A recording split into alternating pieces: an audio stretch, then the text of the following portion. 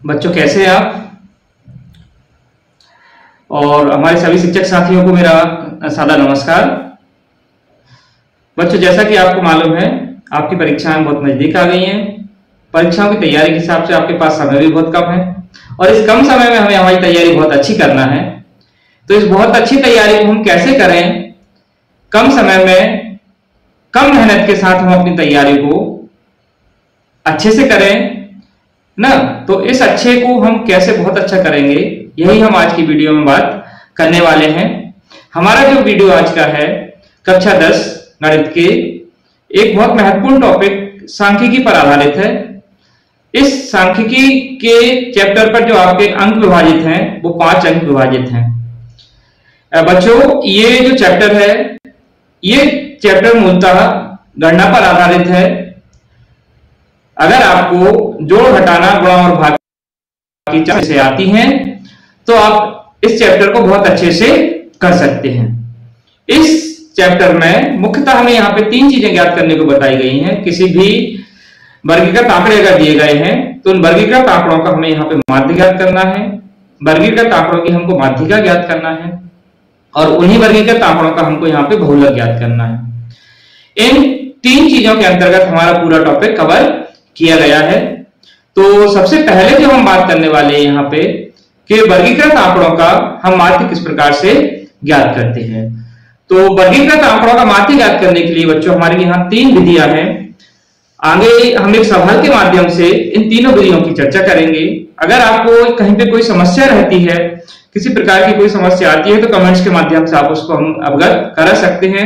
हमारा प्रयास होगा कि आपकी समस्या को हम निश्चित रूप से हल कर सकें।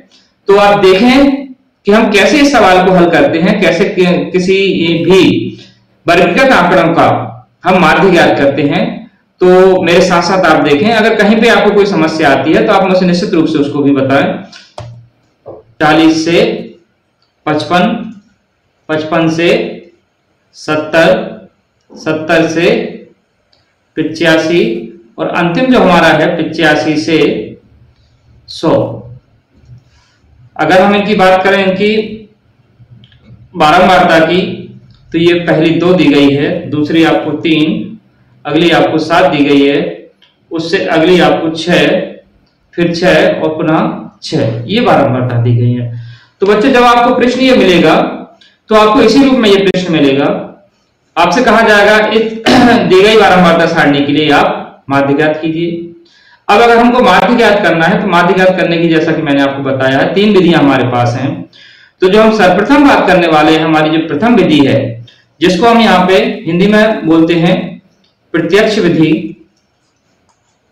और जिसको हम इंग्लिश में कहते हैं डायरेक्ट मेथड।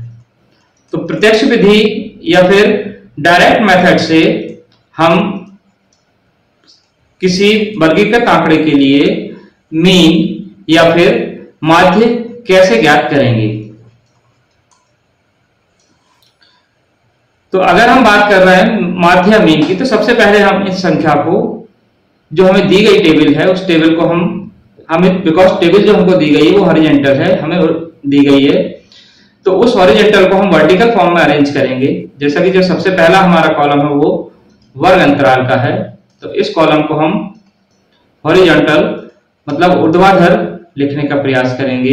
जैसे पहला जो हमारा दिया गया है 10 से 25, दूसरा 25 से 40, 40 से 55, 55 से 70, 70 से 85 और 85 से 100।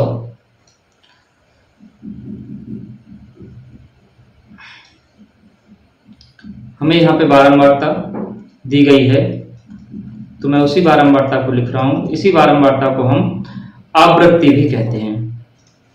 तो ये जो बारंबारता या आवृत्ति है इसको हम F से दर्शाते हैं। जैसे कि पहली हमारी जो बारंबारता है वो 2 है, 3 है, 7 है, 6 और पुनः 6।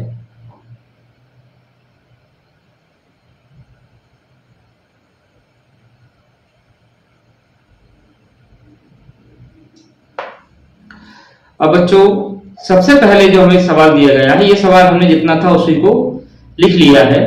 अब यहाँ पे सबसे पहले आप एक नया कॉलम बनाएंगे जिसको हम बोलेंगे यहाँ पे मध्यमान, इंग्लिश में जिसको कहा जाएगा मिड वैल्यू, जिसको हम xi से दर्शाएंगे। अब ये मध्यमान हम कैसे ज्ञात करेंगे, तो हम देख रहे हैं कि पहला जो हमारा वर्ग अंतराल है, पहला वर्ग अंतराल हमारा 10 से 25 है। तो अगर हम मध्यमान ज्ञात करना चाहते हैं तो हम इस 10 और 25 को जोड़ेंगे और इसमें 2 का भाग देंगे, मतलब हमें इसके मध्य की संख्या चाहिए। तो अगर हम जोड़ते हैं दोनों को तो ये हमें 25 और 10 35 मिलता है भागित 2, और 35 में अगर हम 2 का भाग देते हैं तो हमें 17.5 मिल जाता है। तो हमारा जो प्रथम मध्यमान है वो हमें 17.5 मिला है। अब हम यहाँ पे देख रहे हैं अगली संख्या की, अगर हम बात करें तो जोड़ के आप निकाल सकते हैं, या फिर दूसरा तरीका जो है, जो कि मेरे हिसाब से सबसे अच्छा भी रहता है, कि हमें यहाँ पे चेक करना है कि इनका अंतर कितना है। दो जो क्रमागत हमें वर्ग अंतराल दिए गए हैं, इन वर्ग अंतराल का अंतर कितना है। तो हम यहाँ पे देख रहे हैं कि जो हमारा अंतर चल रहा है वह हमारा अंतर 15 का चल रहा है। ये चूंकि ये जो अंतर आपको दिख रहा है यहाँ, इन सभी में बराबर अंतर है, तो इस अंतर को हम इसमें जोड़ते हुए हमारे नए मध्यमान हम प्राप्त कर सकते हैं। जैसे मुझे सेकंड वाले का मध्यमान निकालना है, तो हम देख रहे हैं 17 हमारा निकला है। 17 में अगर हम 15 को जोड़ देते हैं तो हमारा जो अगला मध्यमान हमको प्राप्त होगा वह 32.5 प्राप्त होगा। इसी प्रकार अगर हम 32 में फिर 15 को जोड़ते हैं तो हमारा अगला मध्यमान हमें 47.5 प्राप्त होगा। 47 में फिर हम 15 को जोड़ते हैं तो ये हमें 62.5 प्राप्त होगा।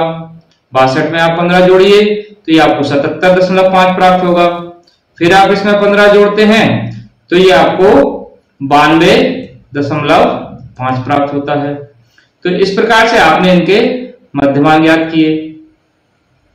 अब जो हमने मध्यमान ज्ञात कर लिए हैं, fi और xi हमने बना लिया, तो हम यहाँ एक नया कॉलम ड्रॉ करेंगे, एक नया कॉलम बनाएंगे fi इंटू xi। जो f और x हैं, इनके संगत f और x का हम आपस में गुणा करते चलेंगे।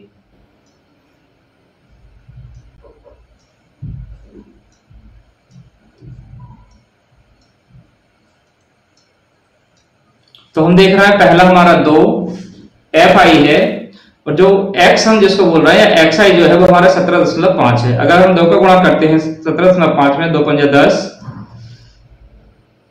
पॉइंट है आपका, 2 सत्ते 14, आपके पास एक पहले से कैरी था, 15 हो गया है, 2 एकम 2 और 1 3।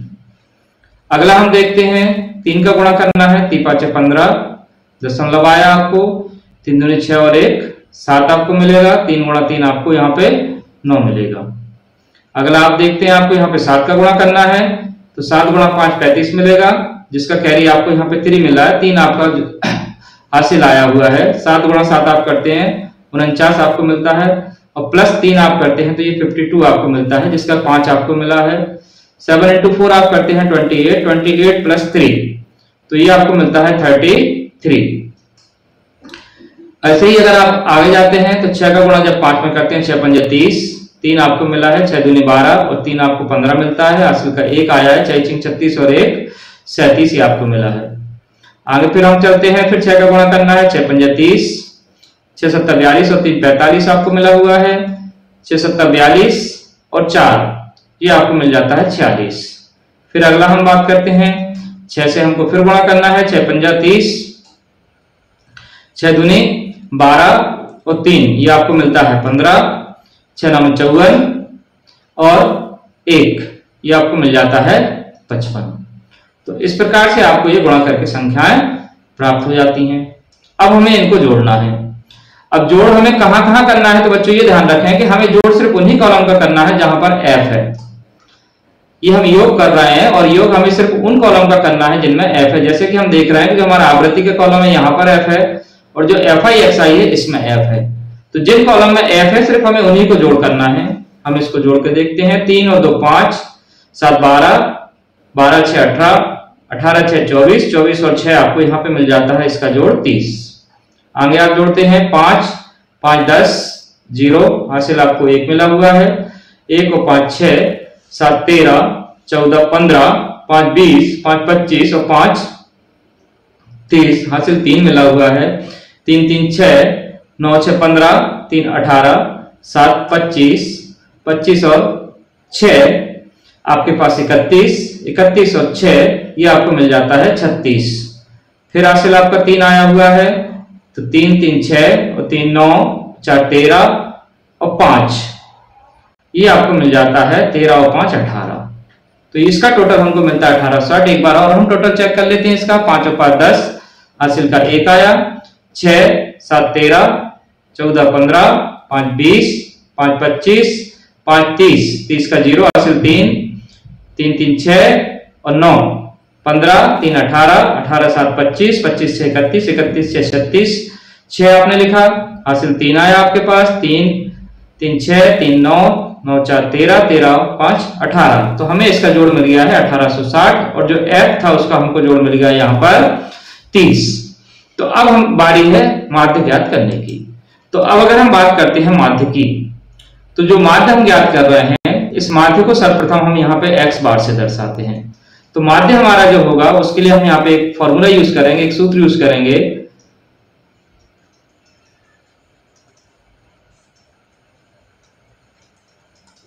तो बच्चों यहाँ पे ये जो निशान मैंने बनाया है, इस निशान को हम बोलते हैं इंग्लिश में सिग्मा, या कई लोग इसको प्रोनाउंस करते हैं समेशन। तो सिग्मा या समेशन ये जो है ये योग को दर्शाता है। जिस भी संख्या या जिस भी प्रतीक के साथ हमने सिग्मा या समेशन का लगाया हुआ है, इसका अर्थ है हमें इसका योग यहाँ पर लिखना है। जैसे मैं यहाँ पे बात करूं तो हमने यहाँ पे लिखा हुआ है सिग्मा FI/XI, मतलब हमें सिग्मा FI/XI का अर्थ है हमें FI और XI का जो हमारा टोटल जोड़ आया है वो यहाँ पे हमें लिखना है। और ऐसे ही सिग्मा FI का अर्थ है कि जो FI का जोड़ हमारे पास आया वो लिखना है। तो हम बच्चों देख लेते हैं हमारा कि हमने पुराने जो हमारा पिछला जो पेज है उस पेज पर हमारा FI/XI का जोड़ 1860 है और हमारा FI का जोड़ 30 है। तो हम जो समेशन हमारा FI/XI है इसको हम 1860 लिखते हैं और इसको हम लिखते हैं यहाँ पे 30। आप देख रहे हैं कि 0 से 0 कैंसिल हो सकती है। 3 का भाग हमको देना है इसमें, तो 3 एकम 3, 3 का भाग आप देते हैं 18 में, 3 18, 3 दूनी 6। तो ये हमें क्रॉस करके संख्या हमें मिल जाती है 62। अर्थात ये जो सवाल हमें दिया गया है इसका माध्य हमारा 62 है। तो बच्चों ये जो विधि हमने की है, इस विधि का हमारा नाम है प्रत्यक्ष विधि। ये थोड़ा सा आप ध्यान रखेंगे, हिंदी में इसको कहा जा रहा है प्रत्यक्ष विधि और इंग्लिश में हम इसको बोल रहे हैं डायरेक्ट मेथड। अब प्रत्यक्ष विधि के बाद अगर हम बात करते हैं इस सेम क्वेश्चन के लिए, इसी सवाल के लिए हम जो बात करते हैं वह हमारे पास है